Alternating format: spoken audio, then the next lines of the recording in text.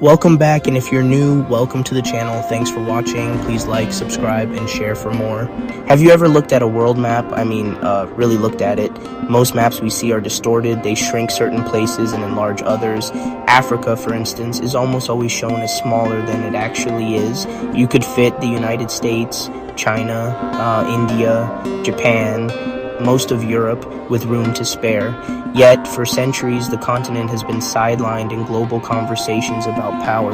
It's often painted with a single brushstroke, a place of problems, poverty, and pity. But what if that entire narrative is wrong? Or, at the very least, what if it's becoming outdated fast? Today, something is shifting. A quiet giant is stirring. This isn't a story you'll see leading the nightly news. Not yet, anyway. It's a story told in numbers, in demographics, and in the untapped potential lying just beneath the surface. While the rest of the world worries about aging populations and slowing growth, Africa is on the opposite trajectory. It's young, it's growing, and it's rich in the very resources that will power the 21st century and beyond. The world is changing, and the center of gravity might just be moving. For too long, the continent has been a player in a game where others made the rules. This isn't a fairy tale, it's not a utopian dream, it's a scenario grounded in hard facts and emerging trends. The continent's 54 countries have long been divided by colonial borders, different languages, and competing interests. This fragmentation has been its weakness, allowing outside powers to exploit its resources and dictate its destiny. But a new generation is rising, connected by technology and a shared vision of a stronger, more unified future. They see the lines on the map not as permanent walls, but as temporary hurdles. They're asking a question that makes the old world order very, very nervous. That question is simple yet revolutionary. What happens when these 54 separate nations decide to act as one? What happens when they pool their resources, their people, and their power? The world has seen superpowers rise and fall. We've seen empires built on military might, economic dominance, and technological advantage. But we have never seen a superpower quite like the one a united Africa could become. It would be a new kind of power built not on conquest, but on collective potential. It's a prospect that is both exhilarating and, for some, deeply unsettling. Let's break it down. Forget the old stories and look at the raw data. By 2050, 1 in every 4 people on Earth will be African. That's 2.5 billion people. The median age across the continent is just 19. 19! Compare that to Europe, 43. North America, 38. This isn't just a population boom, it's a youthquake. This demographic explosion represents the largest pool of human capital the world has ever seen. It's a workforce. It's a consumer market. It's an engine of innovation waiting to be fully switched on. Imagine the energy, the creativity, the sheer human force. Then there's what's under the ground. The headlines are dominated by oil from the Middle East, but the future runs on minerals that Africa has in abundance. We're talking about 30% of the world's entire mineral reserves, around 40% of the world's gold, up to 90% of chromium, up to 90% of platinum, and the big one, cobalt. Nearly 70% of the global supply of cobalt, a critical component in the batteries for your phone, and every electric car comes from just one country, the Democratic Republic of Congo. A united Africa wouldn't just be a participant in the green energy revolution, it would be the gatekeeper. It's not just minerals. The continent holds 65% of the world's uncultivated arable land. In a world increasingly worried about food security, Africa could become the planet's breadbasket. Its strategic location is another massive, often overlooked asset. Coastline on the Atlantic Ocean, coastline on the Indian Ocean, coastline on the Mediterranean Sea, coastline on the Red Sea. Its ports from Durban in the south to Tangier in the north are already handling billions of dollars in goods. A unified trade policy could turn these individual ports into an unstoppable logistics network. Of course, the picture today is fragmented. A truck driving from Abidjan to Lagos might cross multiple borders, each with its own customs, tariffs, and currencies. The continent has a combined GDP of around $3 trillion, but this is split across 54 different economies, some large like Nigeria and South Africa, others incredibly small. Institutions like the African Union and the African Continental Free Trade Area, AAFCFTA, are the first steps toward changing this. They are the foundational blueprints for something much, much bigger. They are the institutional scaffolding upon which a superpower could be built. So here it is, the central question of our journey. What if it actually happened? What if tomorrow the 54 nations of Africa signed a treaty of full political and economic unification? Imagine a United States of Africa, a single government, a single currency, a single army, a single unified voice on the world stage. This isn't just about creating a larger trading bloc like the European Union. This is a speculative leap into a complete federation, a superpower forged from the world's youngest and most resource-rich continent. How would the world react? How would the balance of power fundamentally shift? In the halls of the United Nations, a single African bloc would command more votes than any other entity, reshaping international law, reshaping diplomacy. On Wall Street, in the City of London, the creation of a new massive economy would trigger a seismic shock, creating new financial centers in Lagos, Johannesburg, Nairobi, that could rival the old guard. A unified military drawing soldiers from across the continent would become one of the largest on Earth, changing security alliances from Asia to the Americas. Think about global supply chains. A united Africa could set the prices for cobalt, platinum, cocoa. It could decide who gets to build the next generation of smartphones and electric cars, and on what terms. Western companies, Chinese companies, long used to negotiating with smaller individual nations for access to resources, would suddenly have to deal with a single, powerful entity that holds all the cards. The power dynamic that has defined the last 500 years of history, where Africa's wealth flowed outwards with little benefit to its people, would be inverted overnight. This is the ultimate what if. It's a scenario that forces us to confront our assumptions about power, wealth, and the future of our world. Is a united Africa the key to a more balanced and equitable planet?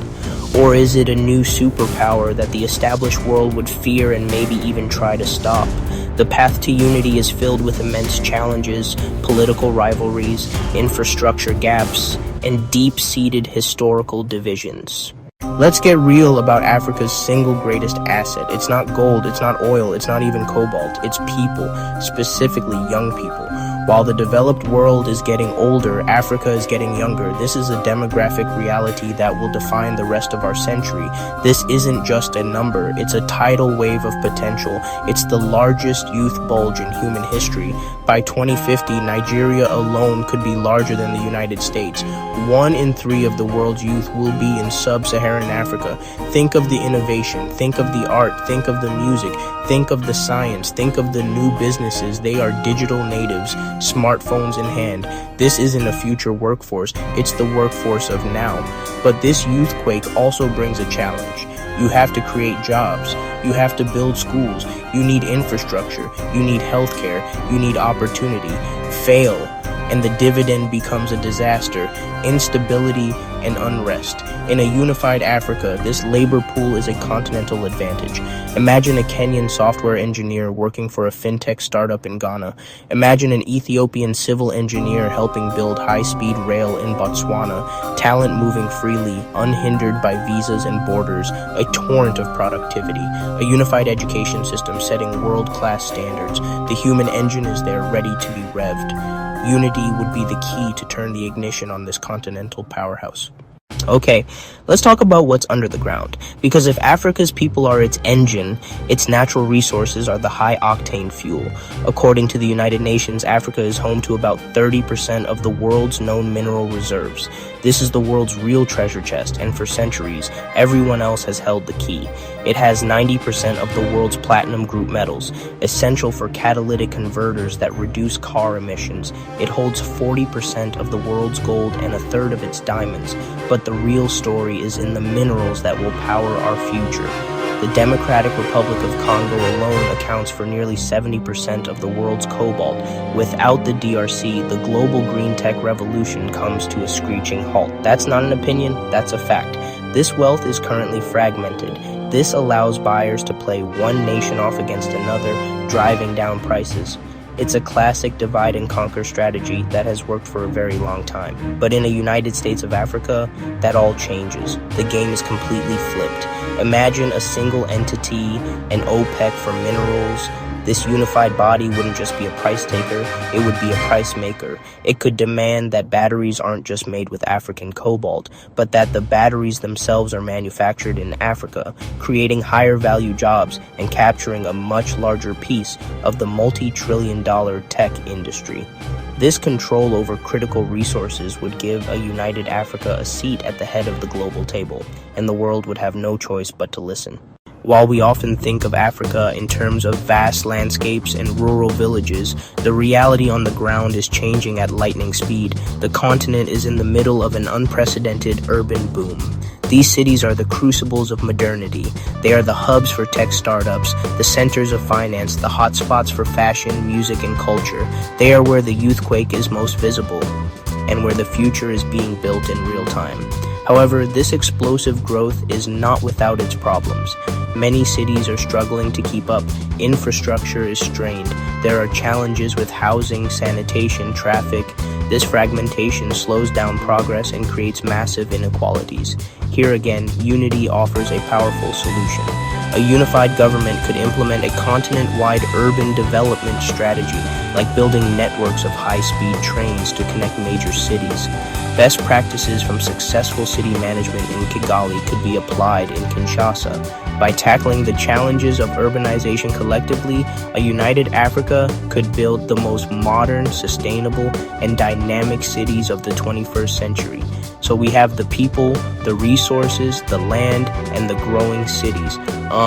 What's holding it all back? To put it simply, like lines on a map.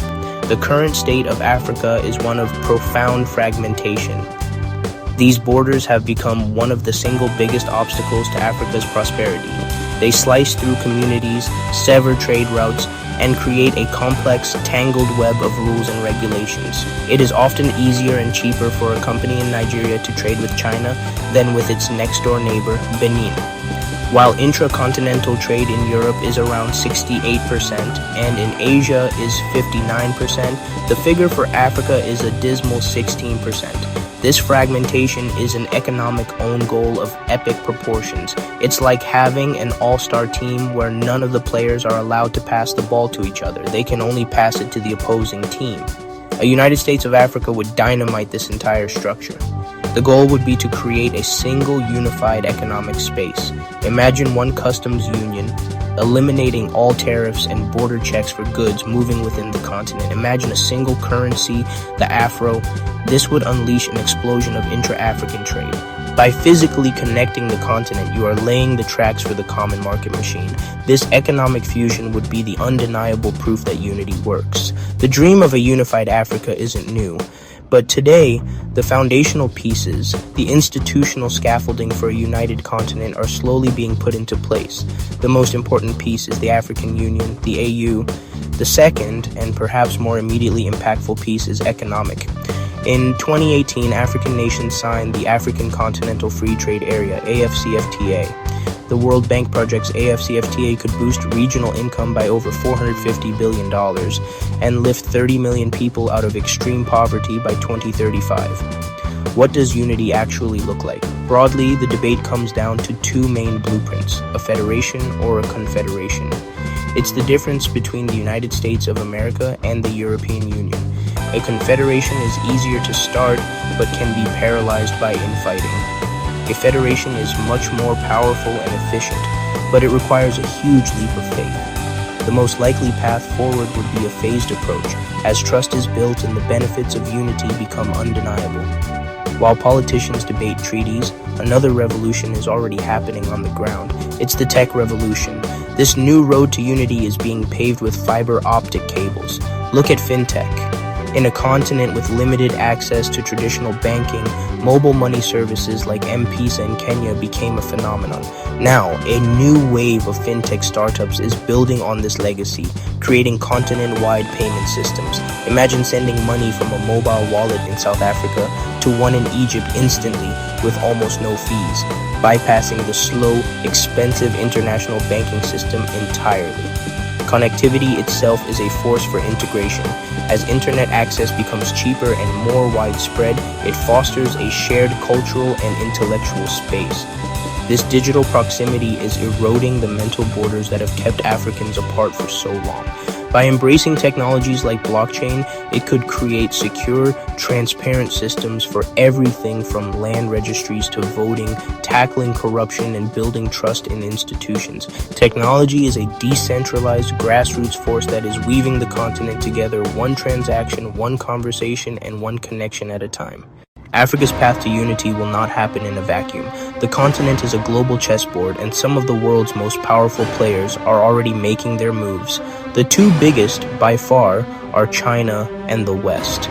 Their involvement could either be a massive accelerator for unity or a major obstacle designed to keep the continent divided. China has become Africa's single largest trading partner. However, this investment often comes with strings attached, primarily in the form of massive debt. The West, on the other hand, often frames its engagement in the language of democracy and providing aid. A truly savvy United States of Africa would learn to play these powers off against each other. It would use its collective bargaining power to demand better terms from all sides, leveraging the competition between East and West for its own benefit. A united Africa would walk into that system and flip the table over. The African bloc would almost certainly demand a permanent seat on the UN Security Council. This would give it a veto power over matters of war and peace. The creation of a unified African defense force would fundamentally alter the global security landscape. Its primary doctrine would likely be defensive, but its very existence would give Africa's diplomatic positions incredible weight.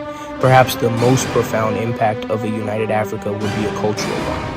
A powerful, prosperous, and unified Africa would finally seize control of its own story. It would become a dominant exporter of global culture. It's a breathtaking vision, and that is where we need to pump the brakes. The road from today's reality to that vision is long and paved with colossal obstacles. The dream is powerful, but the reality is stubborn. Convincing 54 governments to surrender sovereignty is arguably the single greatest political challenge on earth. Endemic corruption, crippling infrastructure gaps, violent conflicts, and political instability still plague several regions. These are not small problems to be brushed aside. They are mountains to be moved, one rock at a time, before a true continental union can be laid. So, is the dream dead? Is a united Africa destined to remain just a what-if? Absolutely not. The key is to see unity not as a single dramatic event, but as a process. The question is not whether a United States of Africa will exist tomorrow, but what realistic first steps can be taken today. And those steps are already being taken. Making AFCFTA work is the single most critical task. Empowering this generation is the most powerful investment that can be made in a unified future. So, will Africa rule the world? Maybe that's the wrong question. The real opportunity is not for Africa to dominate others, but to build a different kind of power. A power based on human capital, sustainable development, and a more equitable model of global partnership. The journey is immense, but the potential is undeniable. For the first time in modern history, the destiny of Africa is truly in the hands of Africans. The giant is awake, and what it chooses to do next will not just define its own future, but the future of the entire world.